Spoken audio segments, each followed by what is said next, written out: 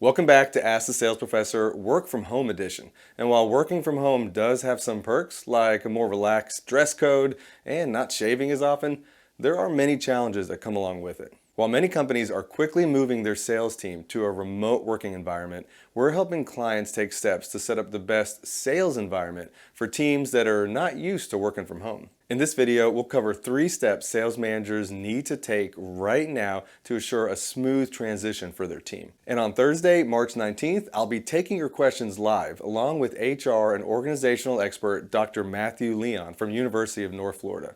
Click the link below right now to register for that free webinar hosted by Doc365. Sales managers, here are the 3 steps you need to take this week as your team gears up for Q2 in a remote work environment.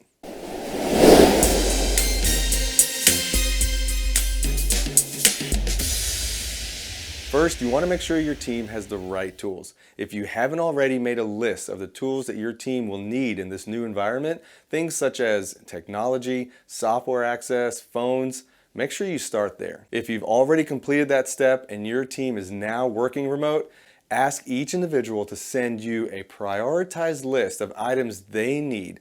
Tools like dual computer screens, a headset, and even a comfortable working chair can make a really big difference on productivity. It's okay if you can't provide all of the items on the list right now. Just be sure to communicate with your team so you can offer some certainty in this time of uncertainty. Which brings us to step 2, communicating expectations. Expectations must be realistic and they must be fluid, based on the needs of the company right now as well as the ever-changing environment. When delivering those expectations, it's important for the sales team to know that their role is mission critical for the company and that their role is an asset to prospective clients and current clients. One of the most important things you can do as a sales leader right now is to keep both of those topics front and center.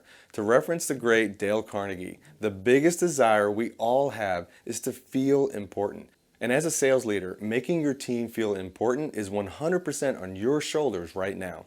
Your third step is an extension of that rule. Be sure to maintain a strong team environment. Whether you have 1 salesperson on your team or 20 sales professionals that report to you, it's up to you to remind them that they are still a key contributor to something bigger than they are. Some key communication best practices in keeping your team connected include engaging your team with a morning and end of day video call. Keep it brief and focused, and at the same time, keep the team accountable to their contribution. Once you set the tone for twice daily team accountability, you'll also want to schedule 2 to 3 brief one-on-one calls each week. This is your time to help coach your team through new challenges they're experiencing and help them identify opportunities they may miss in their pipeline. These one-on-one meetings should be at set times and structured with an agenda and an outcome. And like all good sales meetings, the salesperson should contribute to the content of these meetings ahead of time. And finally, and just as important, be sure your team has a way to communicate informally with each other. If you don't have access to apps such as Slack or Teams, you can put together a group text or a group email to keep those memes and that conversation flowing. While there are many sales teams that are getting thrown into a remote work environment rather abruptly, the concept is not new, and rest assured that it can be very productive. So once you've set up the communication channels, be sure to let your team have time to work and get things accomplished. Sales leaders, go make sure your team has the tools that they need. Set those clear expectations and make sure they understand why those expectations are so important.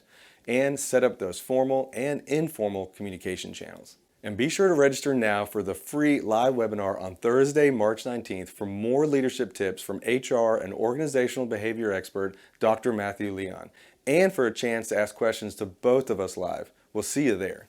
Now, if you like this video and you're committed to being a top 10% sales professional and sales leader, be sure to like and subscribe. And if you're really ready to take it to the next level, ask your sales question in the comment section below. We'll be sure to get back to you as quickly as possible. And just maybe, your question could be our next video. See you next time.